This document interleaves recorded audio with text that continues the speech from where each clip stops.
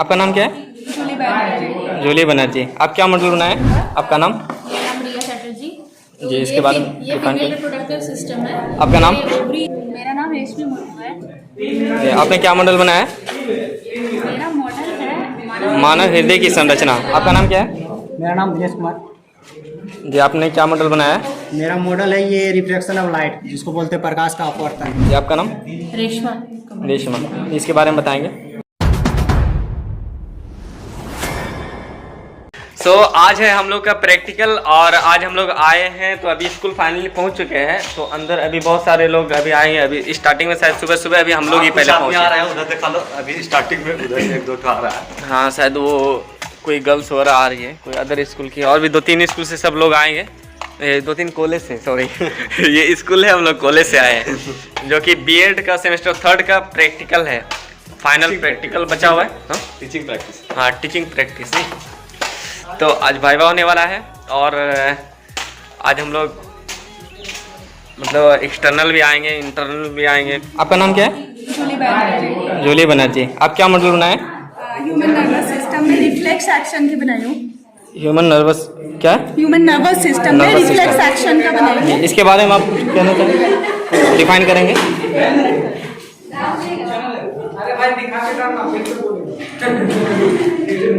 ये hot object है, तो मैंने हॉट ऑब्जेक्ट में कैंडल को रखा है। जब इसमें अपना हाथ किसी ह्यूमन बीइंग का हाथ पड़ता है तो उसमें न्यूरॉन्स होता है बहुत, तो ये सेंसरी न्यूरॉन से सेंस करता है और फिर ये मोटर न्यूरॉन के थ्रू ये एक जंक्शन क्रिएट करता है। उसके बाद यहाँ पर रिलाई न्यूरॉन से मैसेज भेजता है। ये यहाँ पर ब्रेन पे जाने की कोई नीडेड नहीं होता है यहाँ पर, क्योंकि ये जो स्पाइनल कॉर्ड है ना, स्पाइनल कॉर्ड तक ही मैसेज सेंड हो जाते हैं और फिर हमारा हाथ जो है ह्यूमन बीइंग का वो अपर तक हो जाता है, क्योंकि वो मूवमेंट जो होता है ना, जो सेंसेशन होता है वो पहले ही हमारा जो स्पाइनल कॉर्ड है वो हाथ तक दे देता है। इसलिए कोई भी गर्म ऑब्जेक्ट को हम जब छूता है तो हमारा हाथ अचानक ऑटोमेटिकली पीछे हो जाता है। तो ये रिफ्लेक्स एक्शन का मतलब होता है सडन एक्शन, जो सोचना नहीं पड़ता और इसमें ब्रेन का कोई नीड नहीं होता। Okay, thank you. आप क्या बनाए मॉडल? मेरा मॉडल है फीमेल रिप्रोडक्टिव सिस्टम का। आपका नाम? मेरा नाम रिया चैटर्जी। जी, इसके बारे में ये डिफाइन फीमेल करिए। रिप्रोडक्टिव सिस्टम है। ये ओवरी है, ये दोनों, ये फेलोपियन ट्यूब है, ये आपका यूट्रस। ये यूट्रस है ये यूट्रस है और ये वेजिनल कैनाल है। तो यहाँ पे दिखाया जा रहा है कि आपका सेक्सुअल रिप्रोडक्शन होता कैसे है। तो जब स्पर्म इंटर करता है तो यहाँ से एग रिलीज होता है और वो फेलोपियन ट्यूब में जाके उसका फॉर्मेशन होता है, जो कि जाइगोट बनता है। यहाँ जाइगोट बनता है और ये जाइगोट फेलोपियन ट्यूब से मूव करके यूट्रस में आता है और यहाँ बेबी का फॉर्मेशन होता है और फिर यहाँ से और फिर baby via vaginal canal baby का डिलीवरी हो जाता है। तो this is a female reproductive system. Okay, thank you. आप क्या बनाए? ये एनाटॉमी ऑफ हार्ट सेक्शन है। ये आपका नाम? रेशमा। रेशमा। इसके बारे में बताएंगे। ये हमारा सर्कुलेटरी सिस्टम दिखा रहा है कि बॉडी में सर्कुलेशन ऑफ ब्लड किस प्रकार होता है। हमारे लोअर बॉडी से अपर बॉडी से different parts of the body से ये ब्लड कनेक्ट होकर के राइट आर्ट्रियम में आता है। फिर राइट आर्ट्रियम के पास वेल्व प्रेजेंट होता है, जिसे हम ट्राइकस्पिड वाल्व कहते हैं, और फिर राइट वेंट्रिकल में आता है। फिर उसके पल्मोनरी आर्टरी के थ्रू वो लंग्स में चला जाता है। लंग्स में डीऑक्सीजनेटेड ब्लड ऑक्सीजनेटेड होने के बाद फिर वो पल्मोनरी वेन के थ्रू राइट आर्ट्रियम में आता है, फिर वेंट्रिकल में आता है और फिर एओर्टा के थ्रू लिम्फ पे चला जाता है। जी, ओके, थैंक यू। हेलो, मैं प्रियंका राय हूँ और मैंने जो मॉडल बनाया है वो ग्रीन हाउस इफेक्ट पे है। ग्रीन हाउस इफेक्ट आज के टाइम का हमारा सबसे ही इम्पोर्टेंट टॉपिक है, इसलिए क्योंकि हम लोग उस चीज़ को झेल रहे हैं। लाइक कि अभी आप देखो कि अक्टूबर में जो बारिश हो रही है, लेकिन कभी नहीं होती थी इतनी बारिश हो रही है। रीज़न क्या है? बस कि इन्वायरमेंट में इतने चेंजेस आ रहे हैं। इन्वायरमेंट में इतने चेंजेस क्यों आ रहे हैं? ग्रीन हाउस इफेक्ट की वजह से। ग्रीन हाउस इफेक्ट में होता क्या है कि सन से जो रेज, हमीद भाई थोड़ा सा रोल। ये अर्थ है हमारा जो कि ग्रीन हाउस इफेक्ट की वजह से बेचारा बहुत ही सैड हो चुका है। इसमें क्या होता है कि सन का रेज पड़ता है और ये देखिए, ये ओजोन लेयर है, यहाँ पे होल हो गया है और इसमें क्या है कि रेज डायरेक्ट हमारा जो आ रहा है अंदर एटमॉस्फेयर में, तो कुछ जो रेज हैं वो रिफ्लेक्ट हो जाते हैं, वाइल सम रेज जो है वो ट्रैप हो जाते हैं। ट्रैप होने का कारण है जो एटमॉस्फेयर में गैसेस है like carbon dioxide, methane, fluorocarbon, ये सब जो है इसकी वजह से ट्रैप होता है और ये हीट री-रेडिएट होकर के अर्थ के टेम्परेचर को और बढ़ा देता है। इसकी वजह से बहुत सारे एडवांटेज और डिसएडवांटेजेस है। आपका नाम क्या है? विक्रम कुमार। विक्रम कुमार जी, बताएंगे आपने जो मॉडल बनाया क्या चीज़ के बारे में बनाया? बैक्टीरिया का मॉडल वर्क है। ये बैक्टीरिया का मॉडल वर्क है, इसके बारे में डिफाइन कीजिएगा थोड़ा सा। देखिए, बैक्टीरिया का जो खोज किया था सबसे पहले एंटनी लियोनहॉक ने किया था, ठीक है। तो ये जो बैक्टीरिया जीव होता है बहुत ही सूक्ष्म होता है। बहुत ही सूक्ष्म कहने का मतलब ये है कि इसे हम खुली आँखों या नग्न आँखों से नहीं देख सकते, ठीक है। इसको हम सूक्ष्म जीवी भी कहते हैं। और ये बैक्टीरिया जो होता है मतलब गर्म जल, बर्फीले स्थान, मरुस्थल या समुद्र के अनंत गहराई में किसी भी विषम या प्रतिकूल परिस्थिति में भी रह सकते हैं। ये किसका कारण ये है, जैसे बैक्टीरिया का कुछ एग्जांपल दे रहे हैं जो मतलब विषम परिस्थिति में रह सकते हैं, जैसे थर्मो एक्वाटिकस जो होता है वो 90 डिग्री सेंटीग्रेड टेम्परेचर भी होता है। मतलब बैक्टीरिया ऐसा माना जाता है कि पृथ्वी सबसे पहले आग का गोला था। पृथ्वी क्या था? सबसे पहले आग का गोला था। उस समय मतलब जीव की उत्पत्ति नहीं हुई थी, उस समय जीव की उत्पत्ति नहीं हुई थी। तो ऐसा माना जाता है कि तो सबसे पहले जो जीव की उत्पत्ति हुई वो मतलब बैक्टीरिया का ही उत्पत्ति हुई, ठीक है। बोलने का तो बहुत है, इतना ही विराम लगाता हूँ। Okay, thank you. आपका नाम क्या है? मेरा नाम ऋषि कुमार मंडल हुआ, ठीक है। आज का जो मेरा मॉडल है एसिड बेस एंड सॉल्ट में, ठीक है। क्या है? Acid base and salt. Acid base and salt. तो फर्स्ट ऑफ ऑल अगर हम बात करेंगे एसिड जो हम लोग डेली लाइफ में बहुत ज़्यादा यूजेस करते हैं एसिड्स का, लाइक पिकल्स में एसिड्स होते हैं, फ्रूट्स में एसिड्स होते हैं, ठीक है। तो हम जनरली इस मॉडल के थ्रू से बताना चाहते हैं कि एसिड को कैसे आइडेंटिफाई करें और बेस को कैसे आइडेंटिफाई करें। तो इसमें हम क्या करें, टर्मरिक का सोल्यूशन डालेंगे। यहाँ पे हम लोग basic solution like soap solution and here is lemon solution. तो we know that lemon solution is acidic in nature and soap solution is basic in nature. अगर बेसिक सोल्यूशन में अगर हम लोग टर्मरिक का सोल्यूशन डाल देंगे जिसका कलर होता है येलो, लेकिन जैसे ही बेसिक सोल्यूशन में जाएगा तो इसका कलर क्या हो जाएगा? Red, due to basic in nature. And जब हम लोग टर्मरिक सोल्यूशन को एसिड सोल्यूशन में डालेंगे तो इसका कलर में कोई चेंज नहीं आएगा क्योंकि एसिडिक इन नेचर होता है। एक्चुअली जो टर्मरिक सोल्यूशन होता है वो अपने आप एक एसिडिक इन नेचर होता है, इसीलिए एसिड सोल्यूशन में जाने के बाद अपना कलर को चेंज नहीं करता है। बस यही हमारा मॉडल है। Okay, thank you. आपका नाम क्या है? मेरा नाम दिनेश कुमार जी, आपने क्या मॉडल बनाया है? मेरा मॉडल है ये रिफ्लेक्शन ऑफ लाइट, जिसको बोलते हैं प्रकाश का अपवर्तन। प्रकाश का अपवर्तन, इसके बारे में थोड़ा सा डिफाइन करेंगे। जैसे कि अपवर्तन के बारे में हम लोग जानते हैं कि कोई भी एक माध्यम से दूसरे माध्यम में जब भी प्रकाश की लाइट प्रवेश करती है तो वो अपने पथ पे थोड़ा विचलित हो जाती है, जिसे प्रकाश का अपवर्तन कहते हैं। जैसे कि मान लीजिए कि ये एक एयर मीडियम है, ये एक वाटर मीडियम है, ये लाइट जा रही है जो इंसिडेंट रे है, जब ये एक पॉइंट पे मिलती है तो क्या होता है, रिफ्लेक्टेड हो जाती है, वो थोड़ा सा बेंड हो जाती है, जिसके कारण ये झुकी हुई थोड़ा सा नज़र आती है। इसी को बोलते हैं प्रकाश का अपवर्तन, जिसको बोलते हैं रिफ्रैक्शन ऑफ लाइट। जैसे कि हम लोग इसमें ये गिलास दिख रहा है, ये गिलास दिख रहा है, जब मैं इसमें पानी भरूंगा तो पेंसिल रखूंगा तो थोड़ा सा तिरछी नजर आएगी। क्यों? क्योंकि ये प्रकाश के अपवर्तन के कारण है। जैसे कि मैं आप लोगों के सामने ये एक मॉडल लेकर आया हूँ। जैसे कि ये दिख रहा है कि एक सन है और जिसमें एयर से जो लाइट आ रही है इंसिडेंट रे जब वो आप इधर करेंगे ये मॉडल को, थोड़ा सा लाइट रिफ्लेक्ट कर रहा है। जैसे कि ये लाइट है, लाइट आ रही है, इंसिडेंट रे है, वायु में आ रही है, और इंसिडेंट रे जब ये कांच में जाएंगी तो थोड़ा सा मुड़ जाएगी, रिफ्लेक्टेड हो जाएगी कांच में, वायु से कांच में, जिसको बोलते हैं अपवर्तित किरण। फिर बाहर निकलेगी जब कांच से वायु में, तब क्या हो जाएगी, निर्गत हो जाएगी, जिसको बोलते हैं एमर्जेंट रे। ये प्रकाश की लाइट आ रही है तो क्या होती है, इसको सीधी जानी रहती है, थोड़ा सा अविलंब से दूर हो जाती है। ये होता है प्रकाश का अपवर्तन। चलिए, ओके, थैंक यू। आपका नाम? मेरा नाम रेशमी मुर्मू है। आपने क्या मॉडल बनाया है? मेरा मॉडल है मानव हृदय की संरचना, इसके बारे में थोड़ा सा डिफाइन कीजिएगा। जैसे आप लोग देख रहे हैं यहाँ मानव हृदय की संरचना, एक मॉडल है यहाँ पे हृदय का, जिसमें यहाँ पे लाल कलर से शो कर रहा है शुद्ध रक्त, और ये पर्पल कलर का जो है ये शो कर रहा है अशुद्ध रक्त। तो आइए हम ये मॉडल में हृदय के कार्य को डिटेल में समझेंगे। ठीक है, तो यहाँ आप देख रहे हैं ये फुफ्फुस सिरा है। फुफ्फुस सिरा से ऑक्सीजनेटेड ब्लड वाया अलिन में प्रवेश करती है और वाया अलिन से होकर मित्रल वाल्व से होते हुए वाया निलय में प्रवेश करती है और वाया निलय में ब्लड पंप करके मीन्स ऑक्सीजनेटेड ब्लड को पंप करके ये इधर से होते हुए महाधमनी से हमारे पूरे शरीर में फैल जाती है।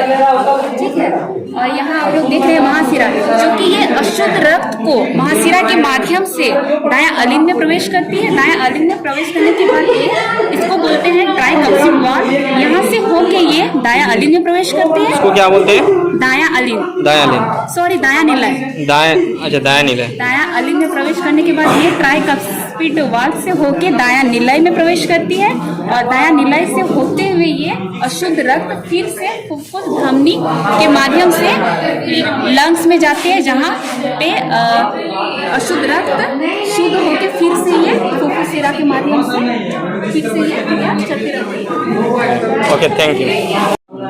आपका नाम क्या है? किशोर कुमार महतो। किशोर कुमार महतो। आपने क्या मॉडल बनाया?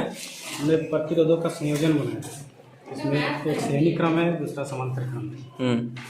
इसमें स्विच, तार, रजिस्टर और बल्ब के माध्यम से थोड़ा सा लाउडली बोलिए। परिपथ को हमने पूरा किया है। इसमें से हम आपको दिखाते हैं। ये सेल है, सेल का ये धनायन है, ये ऋणायन है और देखिए बल्ब जल रहा है। ये श्रेणी क्रम का बात हो गया और ये समानांतर क्रम क्या है? ये धन विभव है, ये ऋण विभव। Okay, thank you. ये है पवन ऊर्जा, इसको इंग्लिश में बोलते हैं विंड एनर्जी, विंड मिल। ठीक है, अच्छा। तो ये देखिए, ये होता है, इससे इलेक्ट्रिसिटी जनरेट होता है। इससे इलेक्ट्रिसिटी जनरेट होता है। इससे हमें विद्युत मिलती है, इलेक्ट्रिसिटी जनरेट होती है। जब ये विंड मिल में जब हवा बहुत तेज़ी से बहता है, ये देखिए ये घूमता है, देखिए मैं करके दिखा रहा हूँ आपको। देखिए ये बहुत तेज़ी से घूमता है और नीचे जनरेटर लगा रहता है और जनरेटर से हमें विद्युत एनर्जी मिलती है, विद्युत इलेक्ट्रिसिटी मिलती है। ठीक है, और इसके बहुत सारे अच्छे प्रभाव है, बहुत सारे दुष्प्रभाव है। अच्छे प्रभाव ये है कि ये कभी ना ख़त्म होने वाली ऊर्जा है, इसलिए आप निरंतर इस्तेमाल कर सकते हैं। और इसका दुष्प्रभाव यही है कि इसे इस्तेमाल होने के लिए हवा की गति, पवन की गति 15 किलोमीटर प्रति घंटा आवश्यक है। यानी ये घूमने के लिए 15 किलोमीटर प्रति घंटा आवश्यक है। ये बहुत क्षेत्रफल ले लेता है। कहीं भी आप इसे बैठाइएगा। हाँ, ये तो अभी छोटा सा एक मॉडल है। उसके बाद आप ये जब बड़ा जो रियल में जो होता है बहुत एरिया लेता है। तो यही है। इसी के साथ मैं अपना वाणी समाप्त करना। Thank you. इसको थोड़ा ये करिए, कैसे क्या करना है इसको।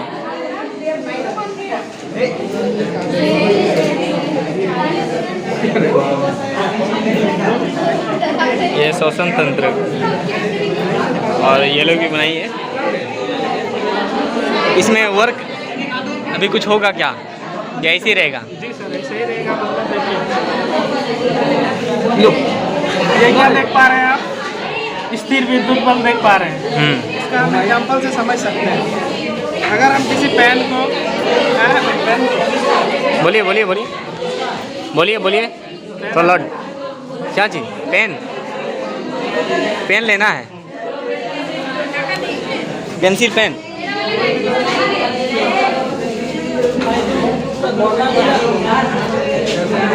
ये क्या कर रहे हैं? दिखा रहे हैं सर आपको। देखिए सर, स्थिर विद्युत बल, स्थिर विद्युत बल मतलब क्या होता है? जब हम किसी मान लीजिए कंघी या पेन को बाल से रगड़ते हैं तो ये कलम क्या हो जाता है? आवेशित हो जाता है। आवेशित हो जाता है। हाँ। इसके कारण क्या करेगा? ये कागज जो है इसको अपनी ओर आकर्षित करेगा, अपनी ओर थोड़ा बड़ा इसमें चिपक नहीं पा रहा है। हाँ। अपनी ओर क्या करेगा? खींचता है। तो ये जो बल लगा रहा है खींचने के लिए, इस बल को हम लोग क्या करेंगे? स्थिर विद्युत बल कहेंगे सर। स्थिर विद्युत बल। ठीक है। और कुछ है इसमें? घर्षण बल है। इसके बाद में घर्षण बल। घर्षण बल है। घर्षण बल है तो देखिए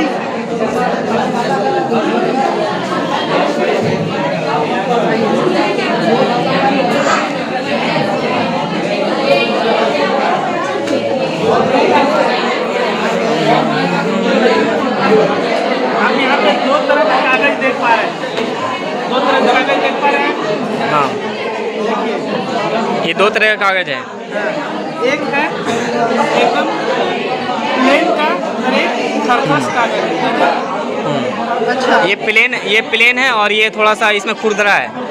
हाँ, आप देख सकते हैं कि अगर हम इसमें इस खुरदरा में अगर हम इसको घर्षण करेंगे, इसको अगर इस तरह मारेंगे तो ये देखिए आगे नहीं बढ़ रहा है, बहुत धीरे आगे बढ़ रहा है। लेकिन इसमें देखिए अगर यदि हम इसमें घर्षण ज़्यादा है, मतलब इसमें घर्षण बल कम लग रहा है। तो इसमें क्या है, इसमें घर्षण क्या हो रहा है, घर्षण कम लग रहा है। इसमें घर्षण बल ज़्यादा है। उसके बाद फिर गुरुत्वाकर्षण बल है। गुरुत्वाकर्षण बल देखिए, इसको देख रहे हैं अगर हम इसको जैसे छोड़ रहे हैं तो ये नीचे की ओर गिर जा रहा है। नीचे गिर जा रहा है। क्यों गिर रहा है, क्योंकि पृथ्वी अपनी ओर एक बल लगा रहा है। उस बल को हम क्या कहेंगे, गुरुत्वाकर्षण बल। ठीक है। इसके बाद है चुंबकीय बल। चुंबक लाए होंगे। ये क्या? हाँ, ये चुंबक है। चुंबक कैसे चुंबक है? इसके अंदर है, पैक करके लाए हैं। अच्छा, फॉर एग्जाम्पल मेरे पास भी एक चुंबक है। ये मेरे पास भी चुंबक है। ये जो चुंबक में चिपक जाता है उसको चुंबकीय बल कहते हैं। बस, चलिए, बहुत अच्छा बनाया है। बताइए आपका क्या मॉडल है, इसके बारे में थोड़ा सा बताइए। क्या है प्रकाश का परावर्तन? एक सेकंड, अब ये बनाए हैं, मॉडल बनाए हैं, इसको नीचे रखिए थोड़ा सा। ये प्रकाश का परावर्तन का मॉडल है, इसके बारे में थोड़ा सा डिफाइन करेंगे आप? क्या हम अंधेरे कमरे में रखी हुई वस्तु को देख सकते हैं? नहीं देख सकते हैं। इसके लिए हमें प्रकाश की आवश्यकता होती है। और प्रकाश क्या है? प्रकाश एक ऊर्जा का रूप है जिसकी सहायता से हम संसार की किसी भी वस्तु को देख सकते हैं। और प्रकाश का एक गुण है, वो सीधी रेखा में गमन करती है। जैसे हम सीधी रोड में चलते हैं, यदि रास्ते में पत्थर मिल गया तो हम अपना रास्ता मोड़ लेते हैं, लेकिन प्रकाश अपना रास्ता नहीं मुड़ता, वो पत्थर के मार्ग से मुड़ जाता है। ठीक इसी प्रकार जब प्रकाश किसी पॉलिशदार या चिकने सतह पर गिरता है तो उसका अधिकांश भाग टकरा कर वापस लौट आता है। इस घटना को हम प्रकाश का परावर्तन कहते हैं। आइए हम इसे मॉडल के द्वारा समझाएंगे। ये आप टॉर्च है, ये लाइट है, ये टॉर्च है, ये हमारा प्लेन मिरर है। प्लेन मिरर है, यहाँ से रिफ्लेक्ट होकर यहाँ पे रिफ्लेक्ट होकर यहाँ हमारा है। जैसे इसको ऑन कीजिएगा तो रिफ्लेक्ट होकर यहाँ आएगा। यहाँ ये क्या आइज है ना? ये हमारे आइज जितना डिग्री से ये आपतित किरण जाएगा उतना ही डिग्री से ये रिफ्लेक्टेड होगा। जैसे हम ये 50 डिग्री से हमारा आपतित किरण आ रहा है तो ये 50 डिग्री से ही परावर्तित होगा। आइए हम इसे करके दिखाते हैं आपको। आप देखिए यहाँ जैसे वो लाइट ऑन की, उसके बाद यहाँ पर रिफ्लेक्ट होकर यहाँ पर हमारे आइज में पड़ता है। और इसके परावर्तन के 2 नियम होते हैं। परावर्तन के 2 नियम होते हैं, आपतित किरण, परावर्तित किरण एवं आपतन बिंदु पर अभिलंब, तीनों एक ही तल में होते हैं। और दूसरा नियम है आपतन कोण सदा परावर्तन कोण के बराबर होते हैं। जैसे एंगल I = एंगल R, मतलब जितना डिग्री से ये आएगा उतना ही डिग्री से हो जाएगा। बस, चलिए, बहुत बहुत thank you. What you gonna do? I don't wanna be the one who just keeps on chasing